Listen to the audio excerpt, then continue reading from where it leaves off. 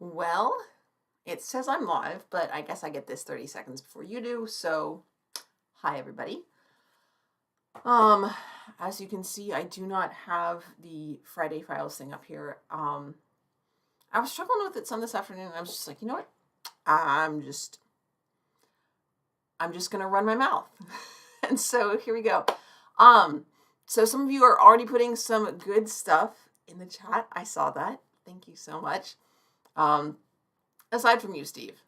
The TikTok, like way early, I don't do that, okay? I don't do that. I wait until at least 5 up for TikToks, okay? So, I hope you've had a good, gosh, we're out of January and into February, so is this the third one I've done in 2023? I don't know, lost count, but I hope you're having a really good 2023 so far.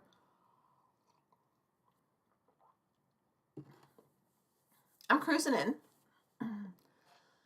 I'm finding it more and more challenging on the news part of things to come up with something that I think is good, because the more I do this, the more yes buts I kind of seem to encounter. Like, well, let's take the State of the Union.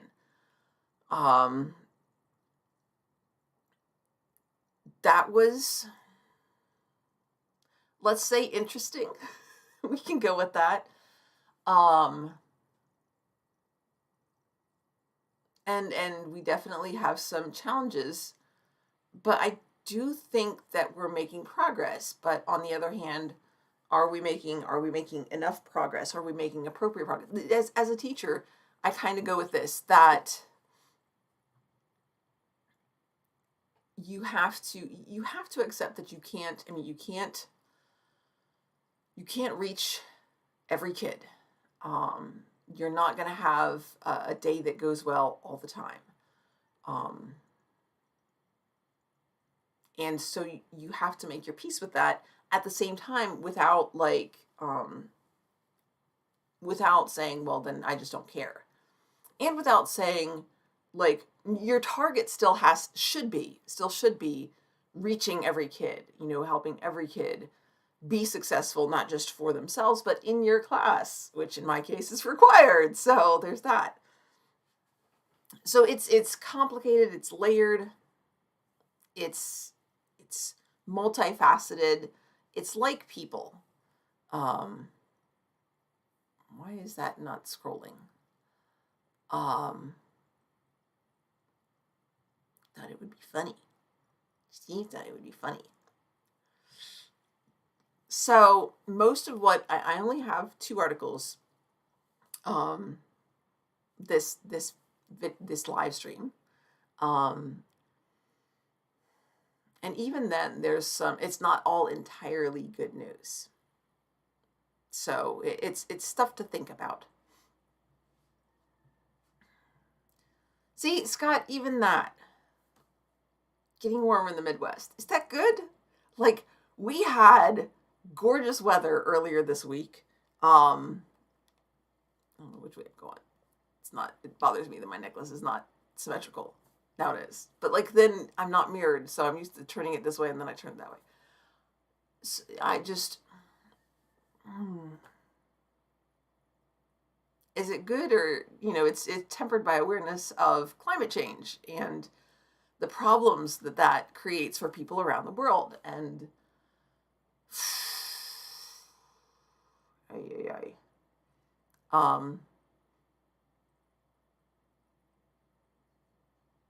yeah, Scott, the yes buts and getting the balloon, that worked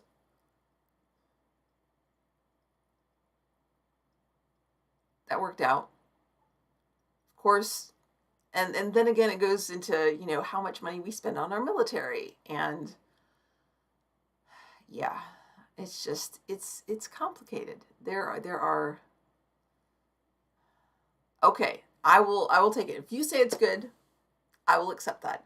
And I will say, I did take advantage of the unseasonably warm weather, and I went out and I Went for a walk, and it was really nice. It was sunny. Um, it was cool enough that I was not uncomfortable once I got walking and started moving and stuff. Um,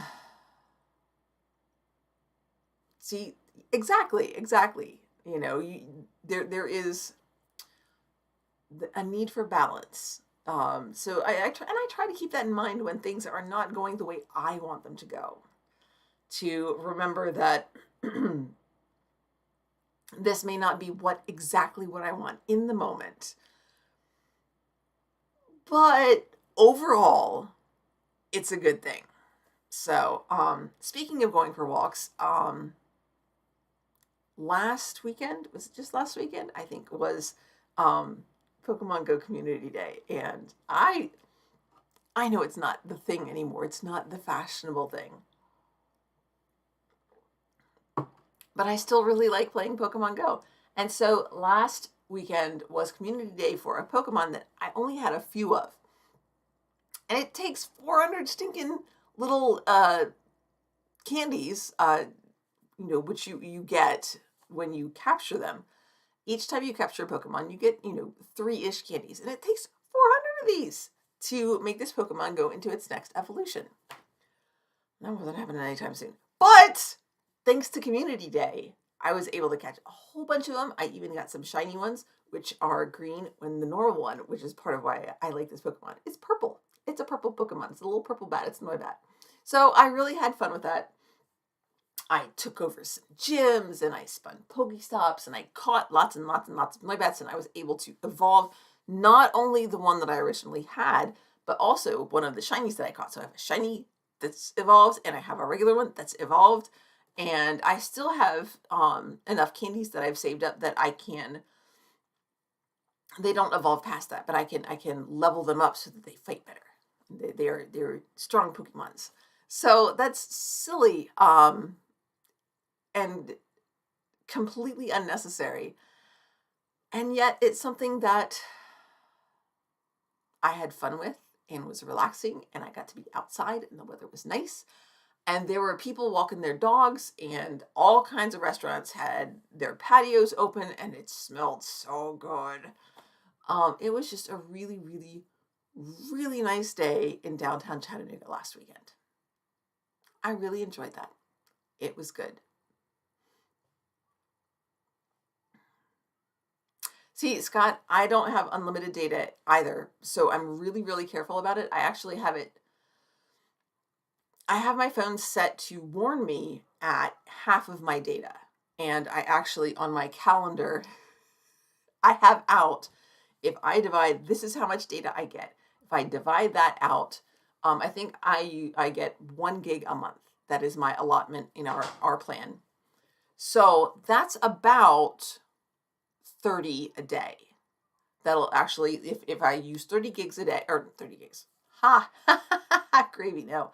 If I use 30 megs a day, that will keep me under my allotment for the month.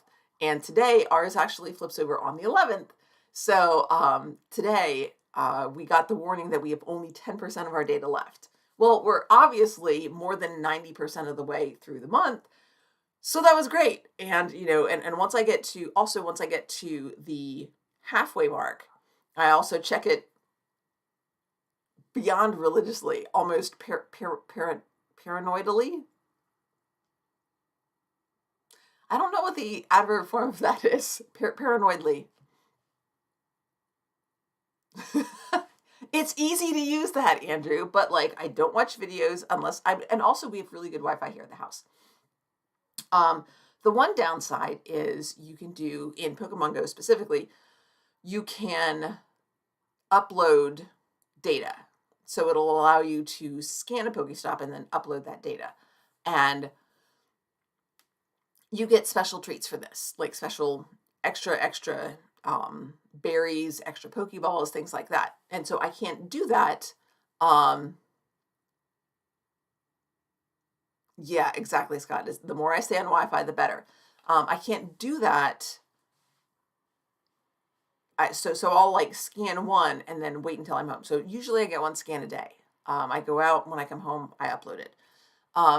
The catch to that, though, is that on Community Day, any scans that you do will give you a rainbow candy. And a rainbow candy is nice because it can be converted into any Pokemon's candy. And when you have legendary Pokemon, it takes 20 stinking kilometers of walking with one of these Pokemon selected as your buddy.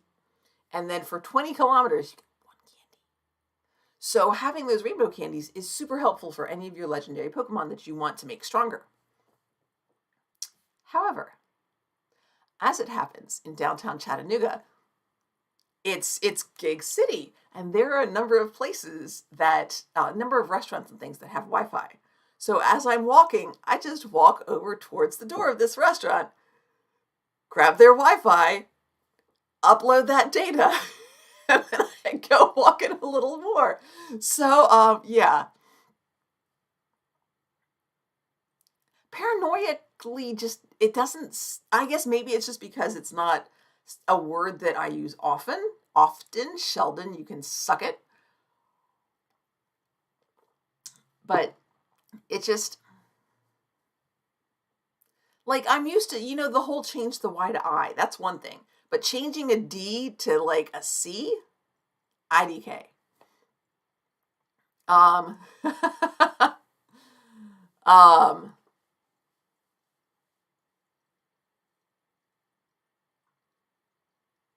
So yeah, and I really don't listen to podcasts. I've never been much into podcasts, to be honest. And especially since the pandemic. Any sort of media, like timed stuff, like TV, movies, podcasts, music less so, because those songs are short. But some of my longer tracks, like I'll be like, no, I need to listen to something else. I get antsy. It's weird. I can read for fair amounts of time, although I did have to work up to that. Through the podcast, and once I was able to get to the library a little bit more, I started reading again by getting more middle grade books, just because I had lost so much concentration. I really did not have, yes, Scott, exactly. Coffee shops.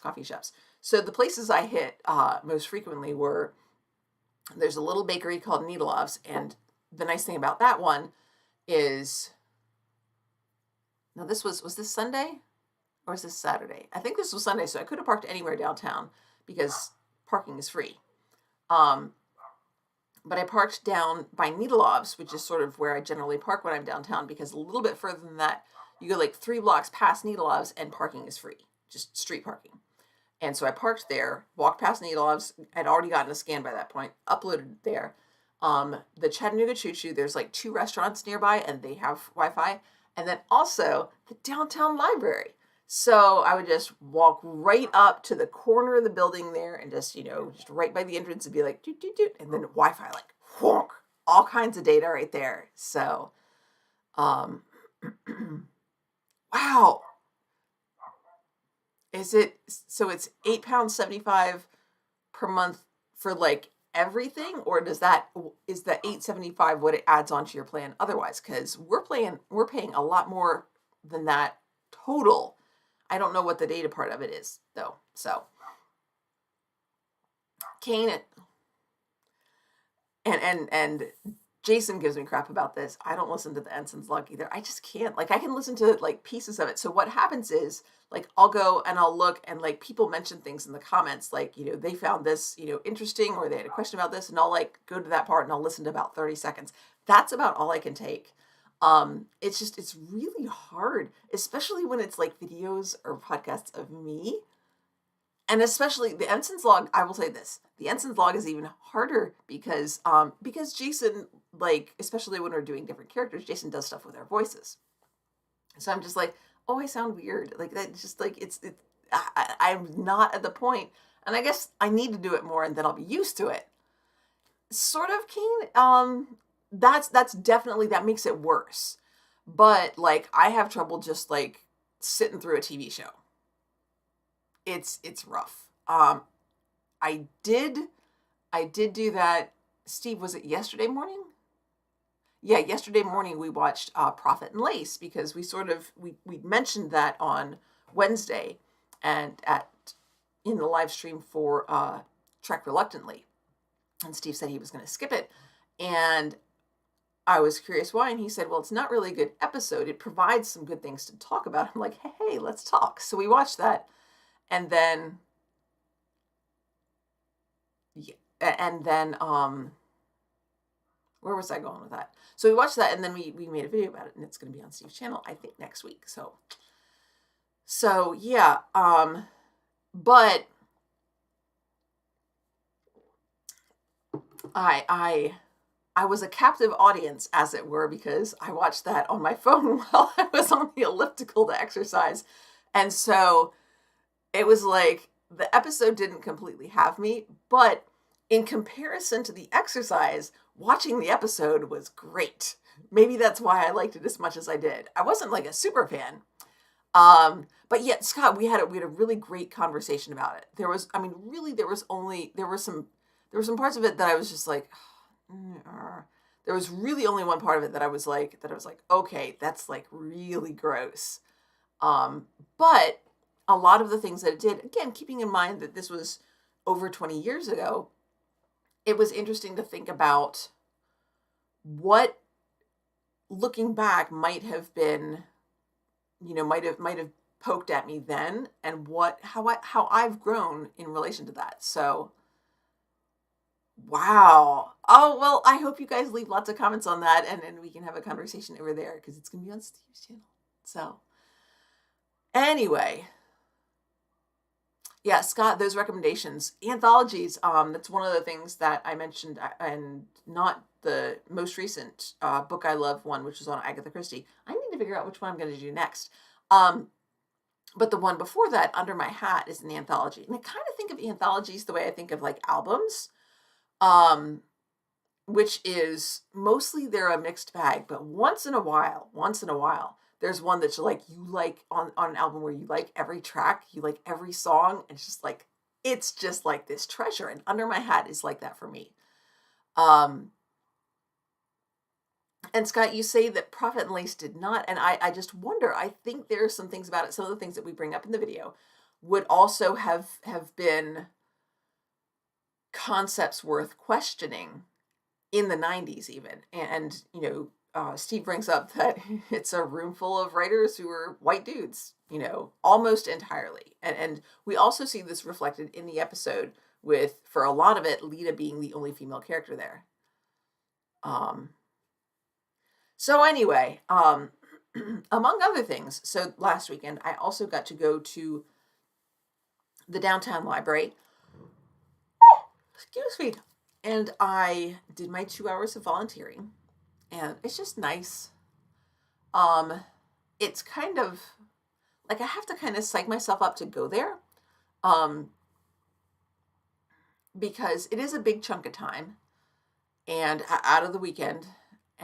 But once I'm there, and also the floors are hard, and I don't, I'm standing for a lot of it. So like at that point, I'm like, oh, my back, I want to sit down.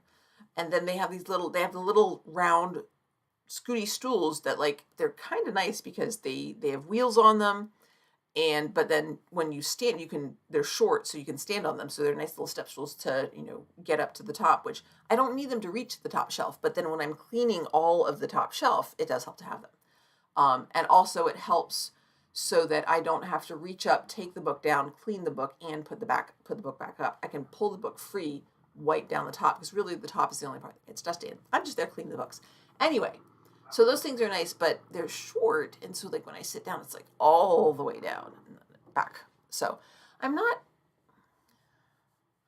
I'm not in terrible shape or anything, but I am not as young as I used to be. I think that is something that everyone can say. And so I'm feeling it in different ways. It's interesting. So anyway, I got to do that, and it's just, once I'm there, and it's just it's just me and the books. And that's nice. And I'm in the research area. They give me little gloves, and I have a special little cloth that has magic oil in it, and it just wipes down. So like there's dust, which all the books have, and then some of the books that are a little older, like the dust has sort of like mutated somehow and kind of sunk into the top layer of the pages.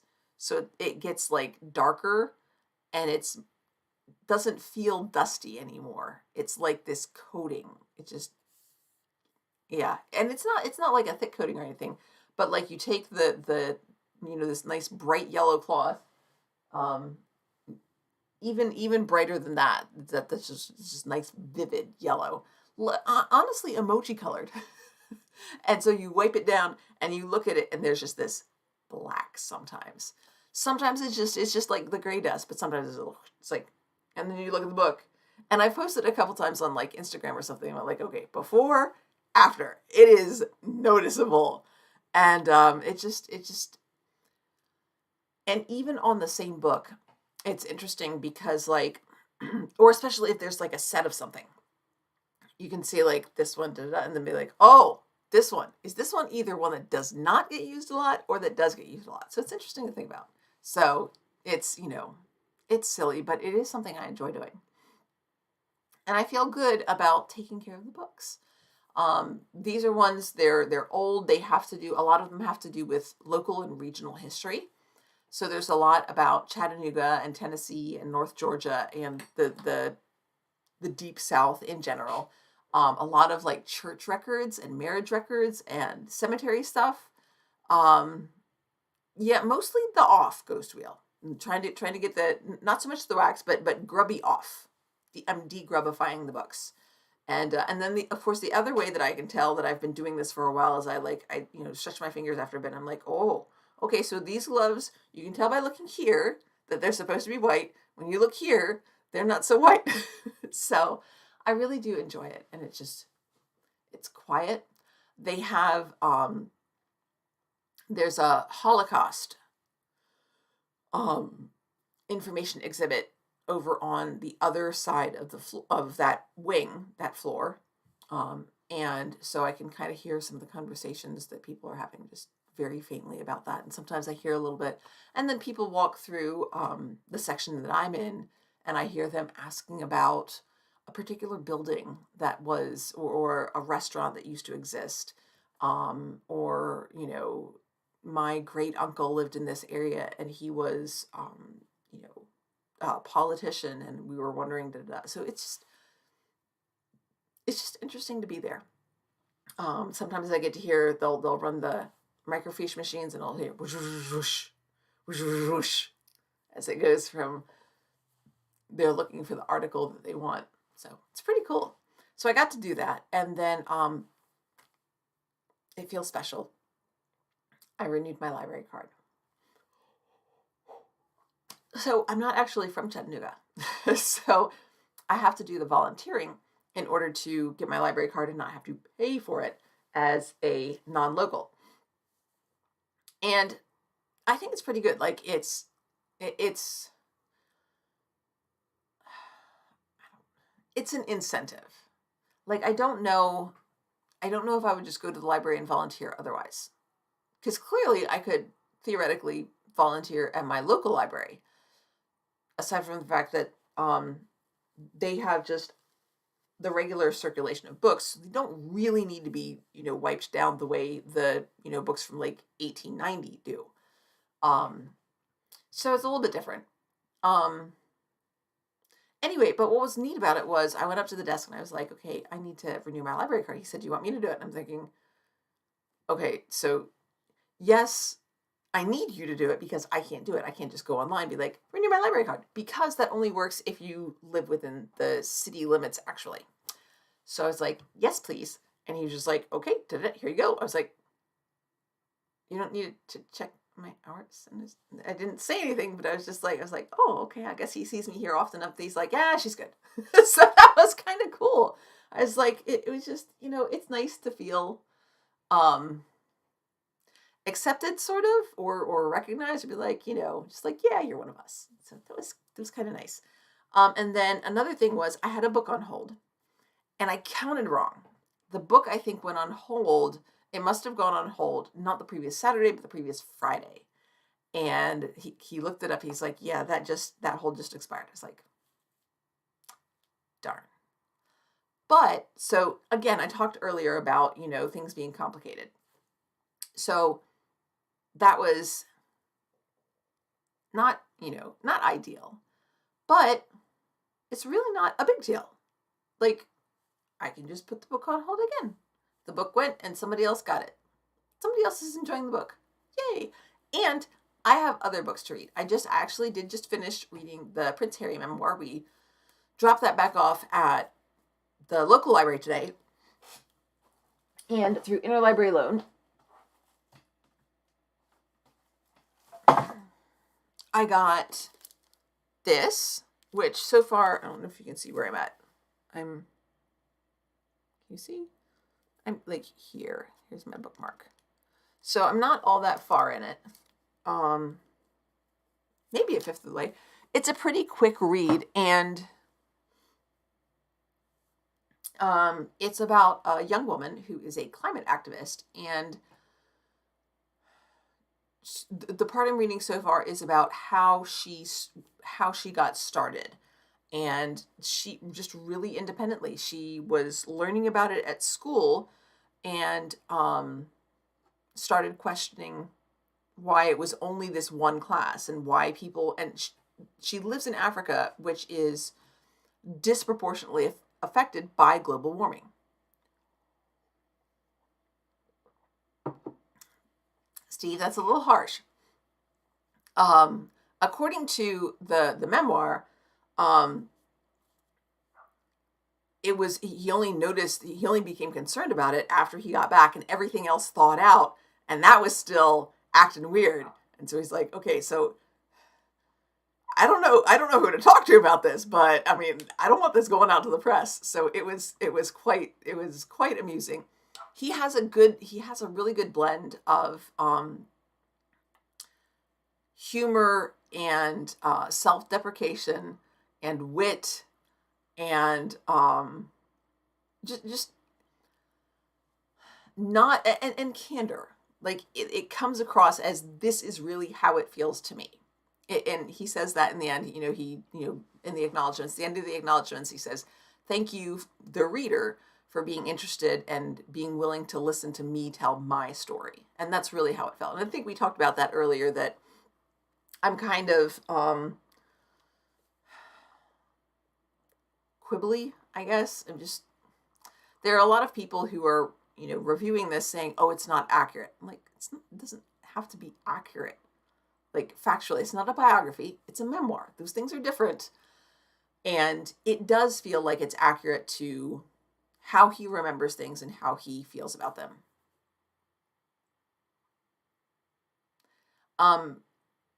Yes, the Prince Harry memoir is British. This person is female and not British. She is, I think you get from Ugandan. And so anyway, she just sort of not really stumbled into it, but she also talks about how protesting, which she refers to as striking, which is interesting, is regarded in her country. Like, if you're going to have a large group of people, you have to apply for a permit. And sometimes even if you have a permit, the cops come and you'll get arrested and things like that.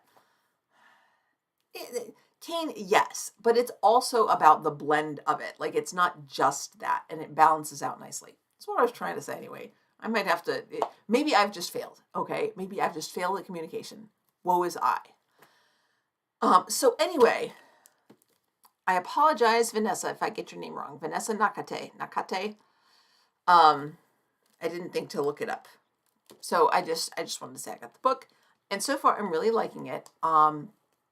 And it was recommended to me online. I was saying I really want memoirs from people in Latin America, Africa, Asia, that are not about leaving their country and coming to Canada, the United States, Europe, or Australia.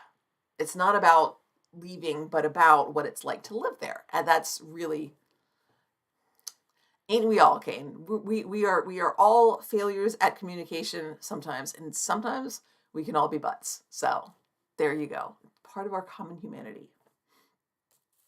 So yeah, I'm really enjoying this, and I have another one, which I think is literature, which is why I started with this one first. I'm like, okay, let's tackle the one that doesn't seem so scary. And then I've got another one that just came in up at the downtown library, which I will pick up. Maybe I'll just drop by tomorrow since I'll be downtown tomorrow. Anyway, yay books. So another thing that's good-ish,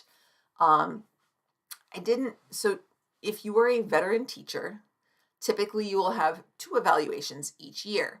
One in the first semester, one in the second semester. Well, in the first semester, I didn't teach any classes. So, my supervising evaluating administrator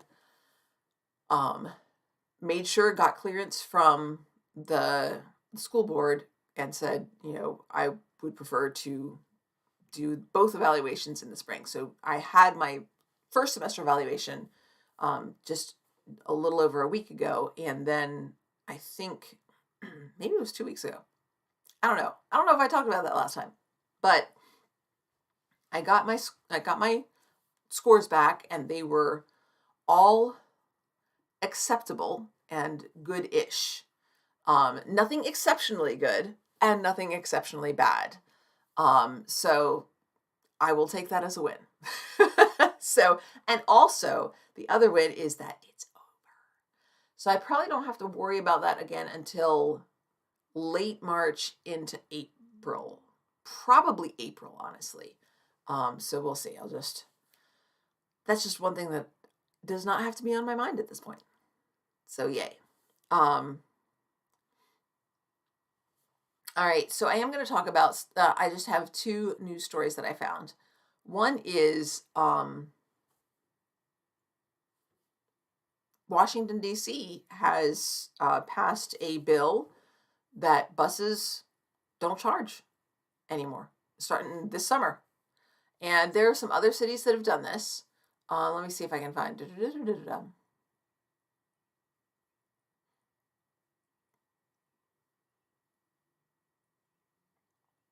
Well, it doesn't say where else. Oh, Kansas City, Missouri previously had been the largest city with such a law. And so the mayor did not approve it officially, which is interesting, but the council's like, okay. The city council's like, okay, we don't need your approval for this. We're going to make it happen. And that's,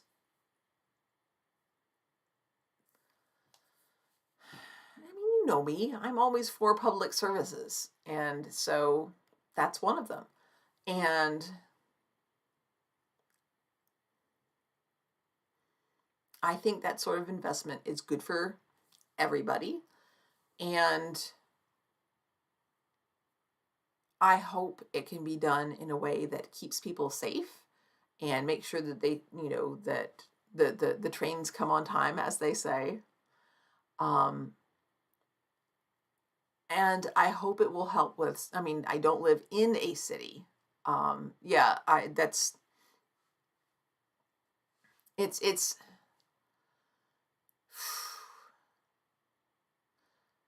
it might have been when we did the last Ensign's Log that either Steve or Jason was talking about. I think Jason was talking about a map of Europe and a map of the United States, looking specifically at train lines. Steve, maybe it was you.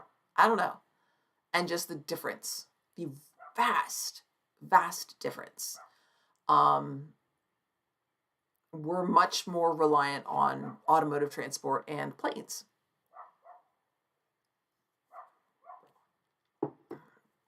And of course, there's historical precedent for that. Like Kitty Hawk. That's in the States. Henry Ford. He's an American. I think a lot of us just, cars are kind of an American thing. Air transit less so, but see if one of these days, I told you about my friend Art. He's a postal worker, and he took the line out. He took a scenic train route where like one side of the car is like glass, and it goes out through the plains and then out through the southern, desert areas, and you just watch. You just travel, and it's not super fast is not the point. Getting there is not the point. The trip is the point. And went out towards LA, I think, is where he stayed for a little while. I don't remember if he took the train back or not. And he really liked it, and I think you should try it sometime. So, so yeah, I am very much in favor of public services that benefit a lot of people, and I'm in favor of investing in them and making them as comfortable and convenient and safe and clean and good for people as possible. So public transit, public libraries,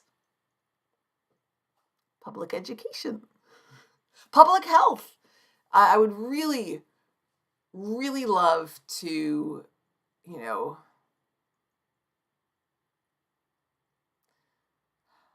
the fact that this is considered like wildly impossible. Like,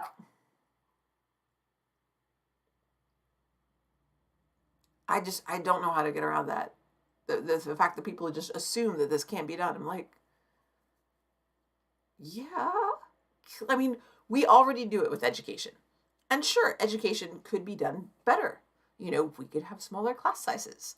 We could provide more support to teachers. We could provide better materials and more access to devices and, more money for field trips and more money for buses and bus drivers so that bus routes didn't have to be so long and we didn't have kids on the bus for hours before school. They're not getting on the bus at 6 in the ridiculously stinking morning.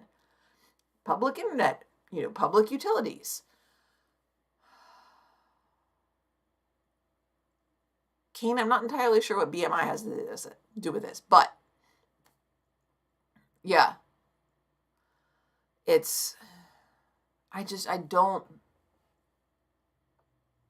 don't get it. I don't get it. Something independence. I guess I'm more for interdependent. And don't get me wrong, I like being by myself. But like everything around me is manufactured. And my neighbor has dogs. My neighbors are right there. We are community beings. Like, how is this not just Andrew?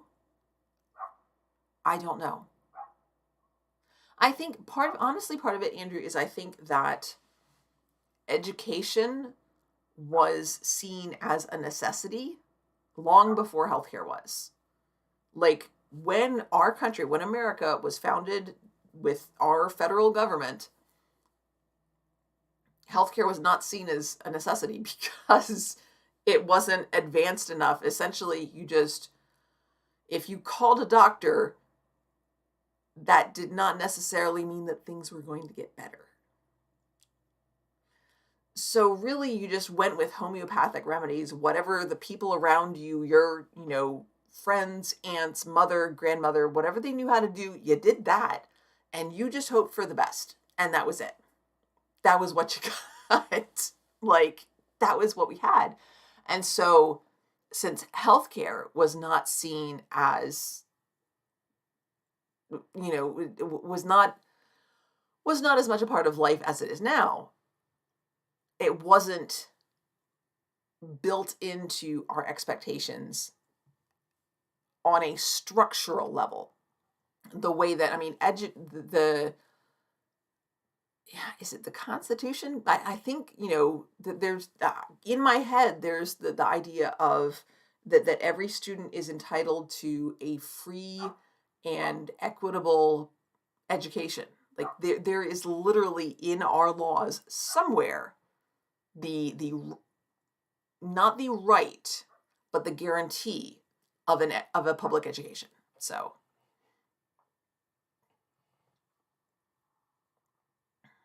like Halcyon, not as much as you would think, honestly.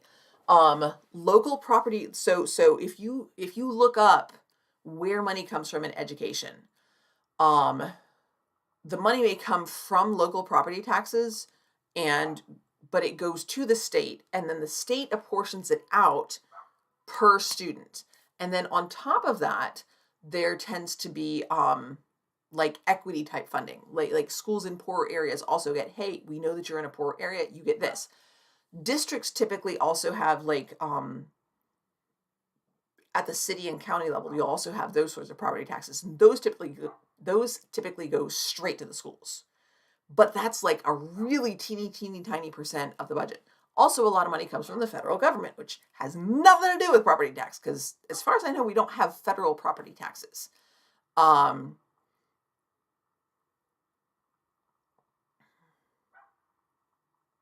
Scott, I'm curious about that. So yeah, yeah. Steve, we still need to do that video about sports. A lot of times, like, we have to be really careful about what we require students to have.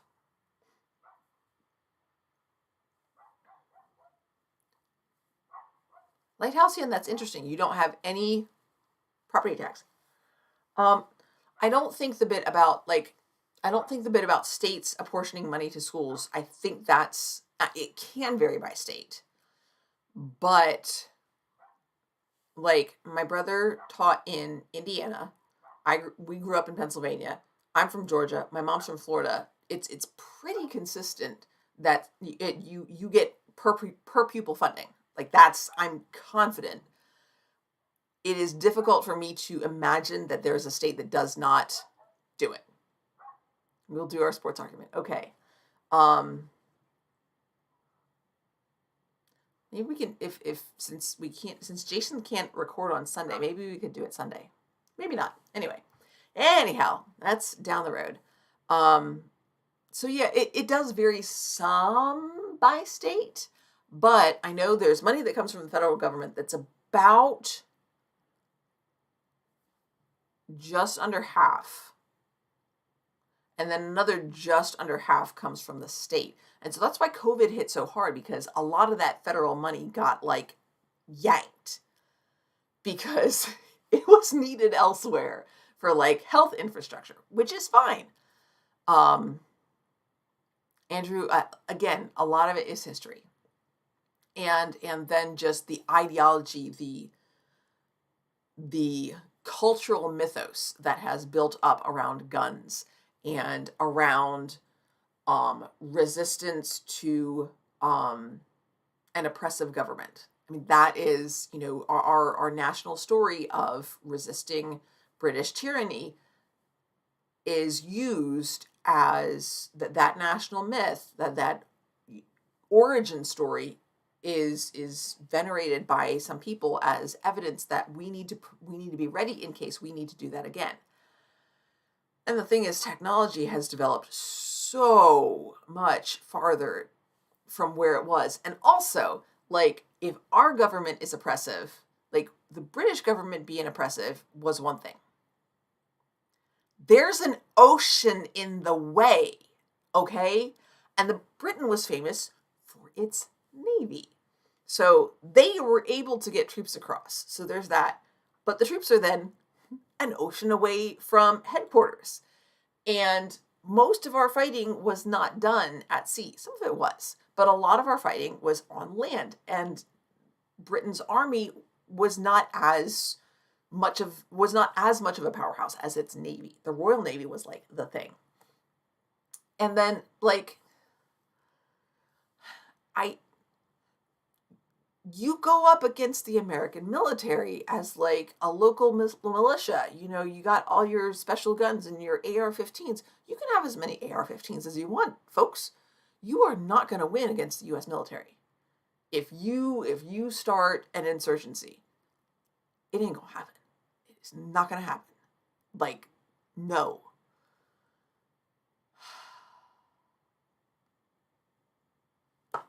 So, Scott, I should look into, it would be interesting to do a video on how schools are funded, where the money comes from in different areas. So,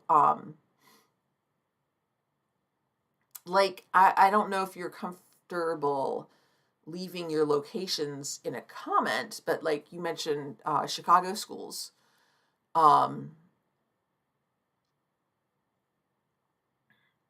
But yeah, if different, I might look in different areas and do how schools are funded. Because I think a lot of people just, and it is a little on the complicated side. It's not just property taxes.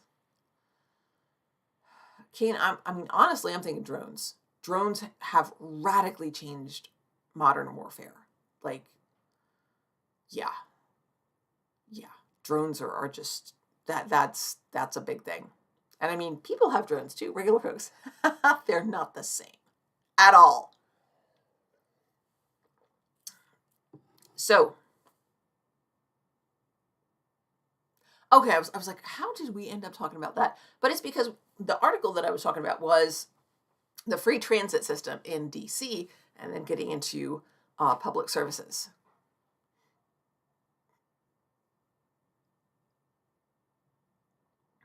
Lord have mercy, Andrew. I have not heard that. I am not surprised, but I have not actually heard that one. Oh boy. So, this article has gone nationwide. It's on, I'm looking at Yahoo News, and I originally saw it on CBS News, but I'm not giving you that.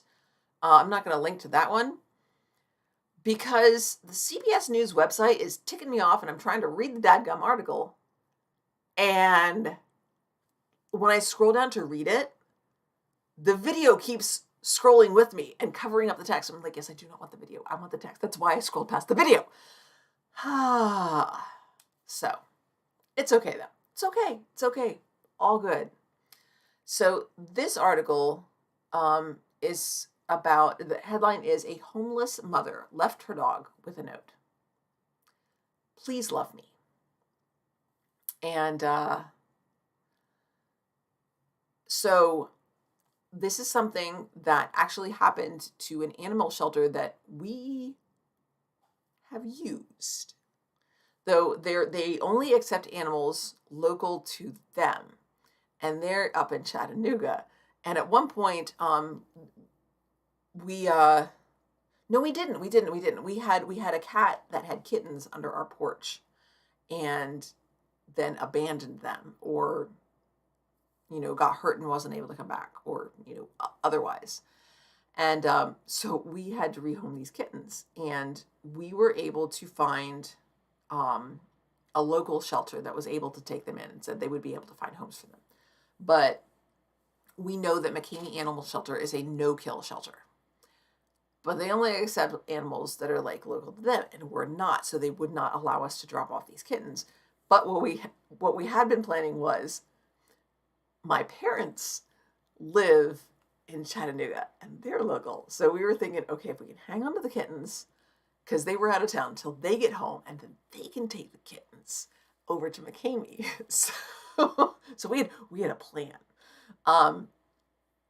So somebody brought this dog that they had seen wandering around that had a leash on it. And then when it was brought to the shelter, there was also a note tucked in.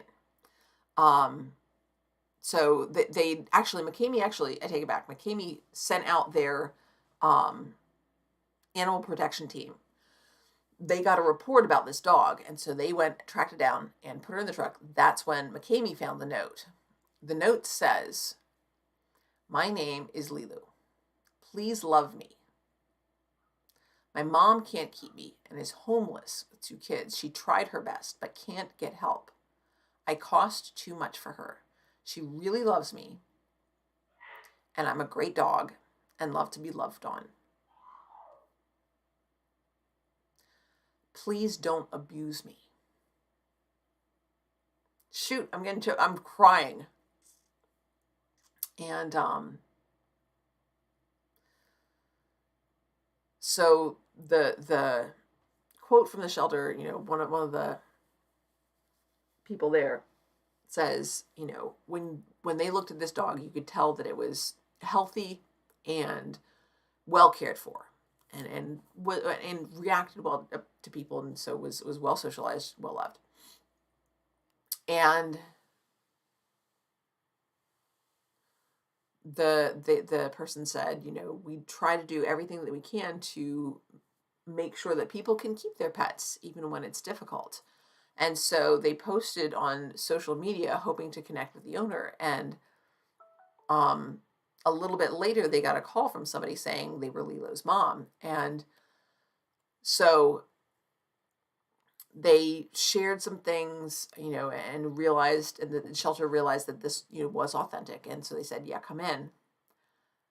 And so what gets me and what makes me feel like this, like I said earlier, things are complicated. So the end of the story is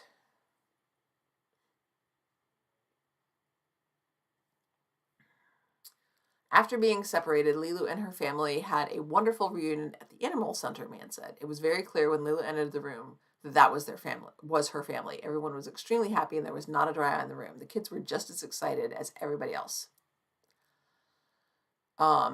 Centers like McKamey provide shelters for dogs, but they also provide resources for families who love their pets but might not be able to keep them due to cost.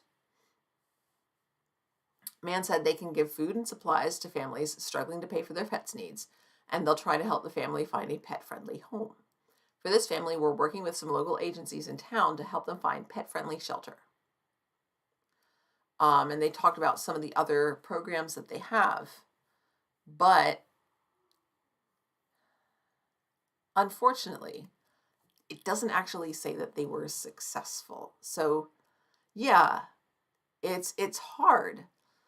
And it is. Things can change, and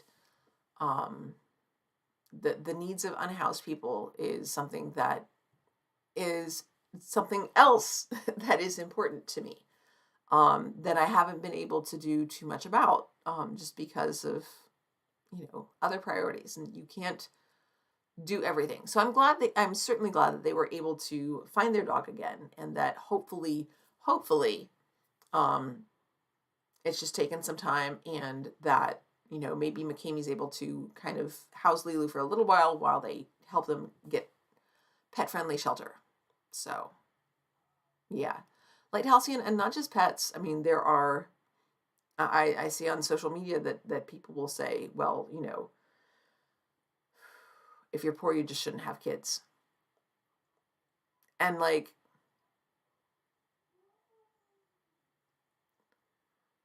you shouldn't be limited in the type of family that you can have by the amount of money that you make. The idea that anybody would object to that absolutely baffles me. I just don't get it at all. Anyway, woo, sniffly. So, some of the other good things are things that hopefully I'll be able to talk about next time, because I have some things that I'm really excited about that are coming up. So one of the things that is good, I've become more active in my professional association, and there is a rally at our state capitol Thursday after next. So it'll be right before my next Friday files. So I put in for professional leave for that Thursday, and I was approved. So I get to go. It'll be the first time I go, and this is the first school year that I've been, an official member of this organization. So I'm looking forward to it, and we have just a local meeting this coming Thursday. And I've got some questions, and I'm like, so it says that, in the morning there are these speakers planned, in the afternoon we'll have a chance to meet with our legislators, and then in the afternoon, the speakers will be announced. And I'm just like, yes, but I don't want to go there and listen to people speak. I have things that I want to say, and I have questions that I want answered. And I don't want to just sit down and listen to them promote what they're doing. Like, I can look that up. I don't need to sit there and spend that. So I'm definitely going to be asking at our meeting, what is this like? So I just don't, but I don't want to assume that like it would feel like I'm just sitting there being sermonized at either. So yeah. Um, so I'm definitely looking forward to that. What else? Oh, I mean, look, it's a lot, y'all. And then, so that's the local meeting is Thursday. And then on Friday, I get to go and help out. I'm going to volunteer to take tickets and help people find their seats as an usher at the Color Purple at one of our local theaters. And then I get to watch the show. Yay! And then there is a little local con over the weekend. And I'll probably go on Saturday. Depending on how I feel, I might get a weekend ticket.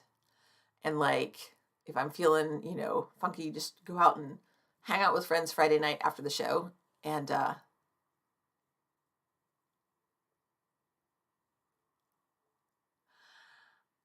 we'll see, Scott. I will make no promises because, like I said, this is my first time. I have no idea what the protocols are or anything like that. So we'll see. We'll see. And then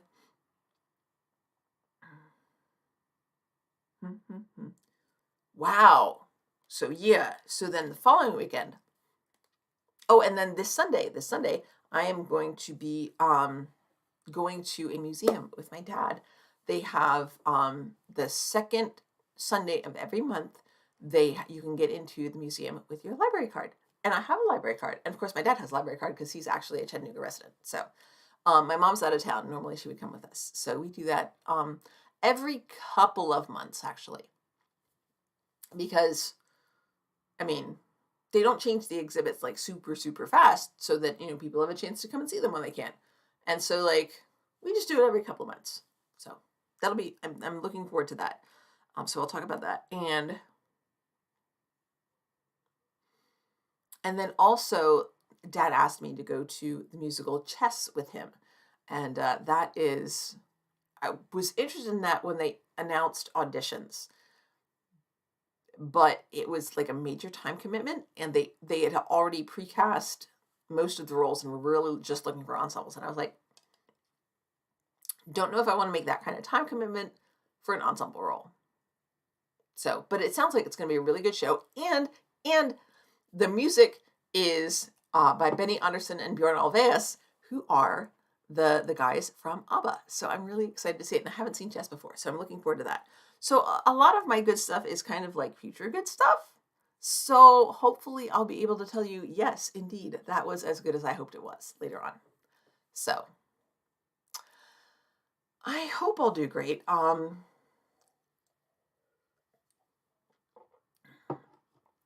am very aware of how much I talk. And so when, like, I've already written out the things that I want to ask about.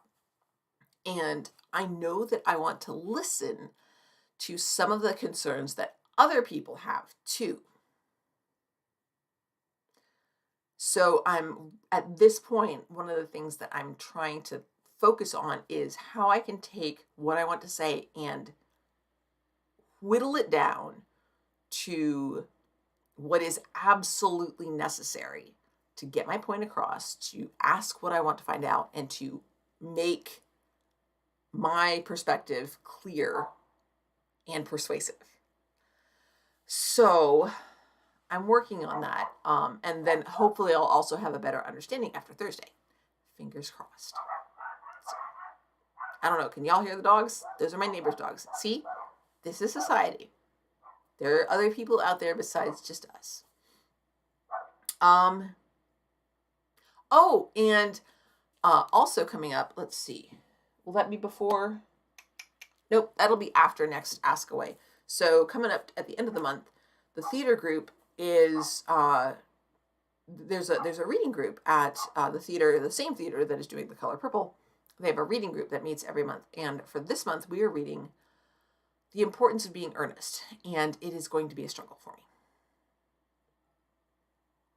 I don't remember if I just was not paying attention when I watched the movie, or if that scene is not in the movie, but like legitimately the first scene is between Jack and Algie, and it's like a nothing, it's really just to introduce the characters and their, relationships with each other and kind of their foibles, because it's a comedy. And one of them keeps eating, the grandmother's coming for tea. Lady, what's her name, is coming for tea. And they have to have the cucumber sandwiches. And one of them keeps eating the cucumber sandwiches. And then when she gets there, there are no cucumber sandwiches. And he looks to his servant of some sort. Butler, footman, I don't know what he's supposed to be. It's just the one dude, because it's a small play.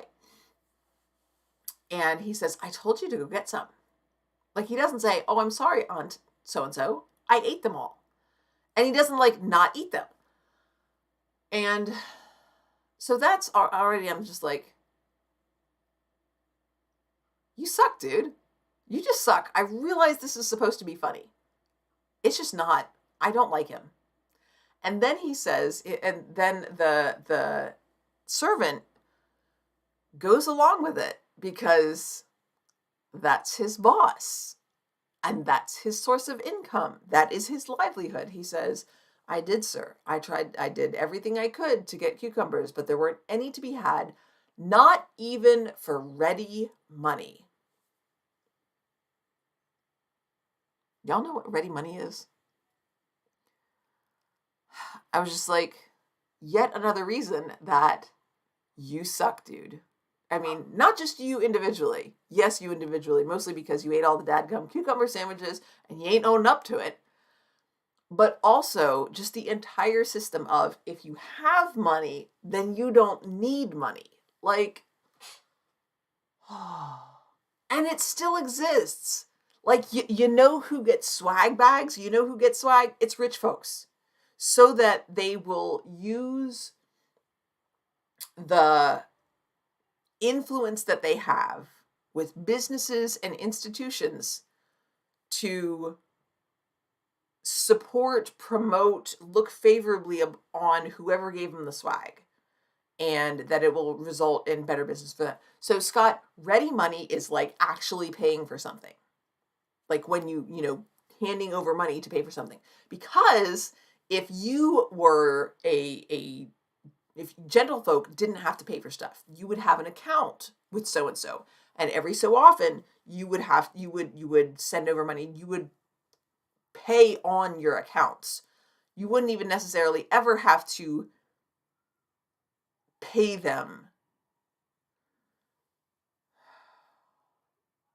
off. Like, you wouldn't ever have to have your accounts current. Just as long as you can pay some of it, you're good. It's like the credit card industry. Only without interest, as far as I know. No, it doesn't. It doesn't make sense. Pay for it when you buy it. It's not that complicated. But you only have to do that if you're poor and you don't have a lot of money. Then you have to spend it right away. And we wonder why poor people don't save anything.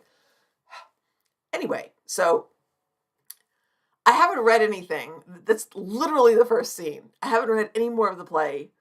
We got this was posted and it's in the public domain, so y'all can read it too if you want to. Yes, Scott, exactly. The Vimes Boots theory, but not books, boots. Yeah, so this was posted back in January. We're getting together at the end of February. And I need to get past this. Because people are going to want to talk about other parts of the play. And I won't be able to because I won't be familiar with them. Because I'm just I'm so ticked about the fact that we're supposed to like these characters. And I just want to what do I want to do? I want to grab them by the fronts, their shirt fronts. Not the overshirt fronts, not the little pinny down things, but the actual fronts of their shirts. Shake them up good. And then punch them in the nose. Not the throat. We're not to that point yet.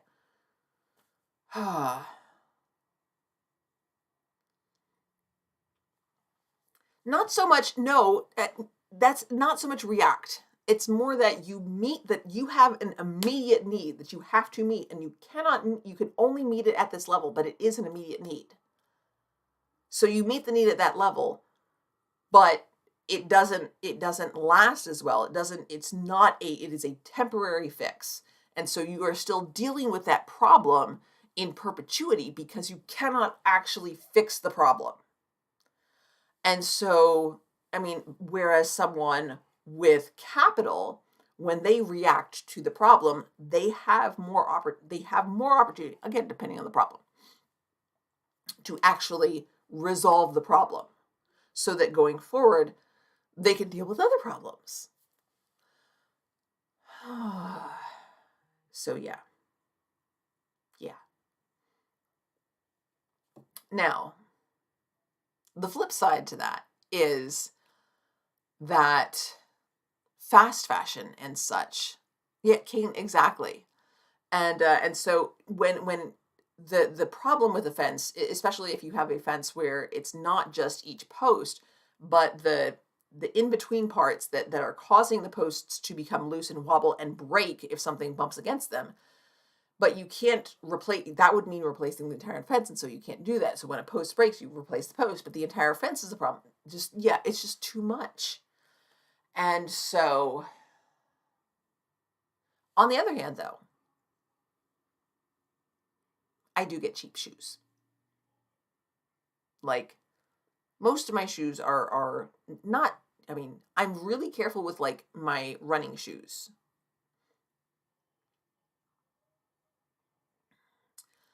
But like my rain boots, my yellow vinyl rain boots, my yellow vinyl combat rain boots that now the laces snapped. Are they in here? No, I put them away. Ha ha ha, because I cleaned up. I get so many compliments on theirs, and they're so cute. They were like $20, I think, and I've had them for years because I only wear them when it rains, and I don't walk around a lot. I have an inside job. I'm a teacher, so I'm inside. Since I'm at the high school and we don't have to go out for recess. Yay! So,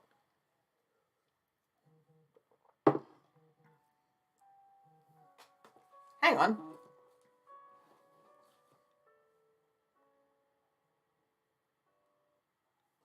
That's my dad. I'm going to have to wrap this up. He's probably wanting to double check that we're on for Sunday.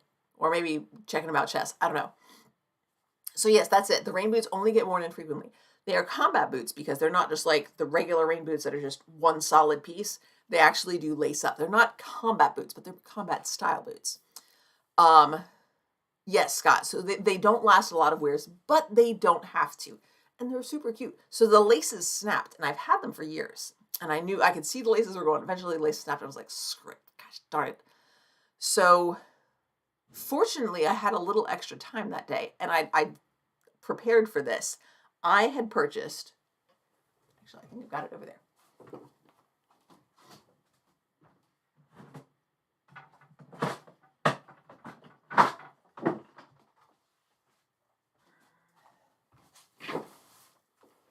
This. And so it's about an inch wide, and it's just, is it grosgrain ribbon? And so I use that to lace up these bright rubber duck yellow rain boots. And they look so awesome. They're so super cute. Because it will fray easily, I don't lace them tight. Like, I don't pull them tight. So I lace them loose. I just have to unlace and loosen up the very top of the boot to get my foot in, and then I tie it just so that it stays shut. They look so cheerful on my feet on a gray, cloudy, rainy day. They are just absolutely delightful, and they're incredibly cheap. But like Scott says, they don't last a lot of wears, but they don't have to, because I have other shoes that I can wear and replace and that are more functional. And then also I have I have different shoes that I wear with different outfits.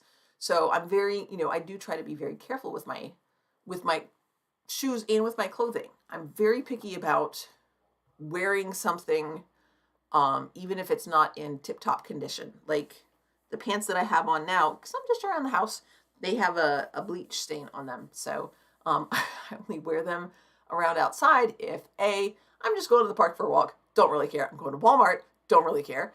Or if I'm wearing something with the shirt's a little bit longer, and it's because it's like right up near the hip. I think I lean up against a counter or something. And, you know, it'll be covered because the rest of the pants are fine. They're just brown. See, just brown. Very ordinary.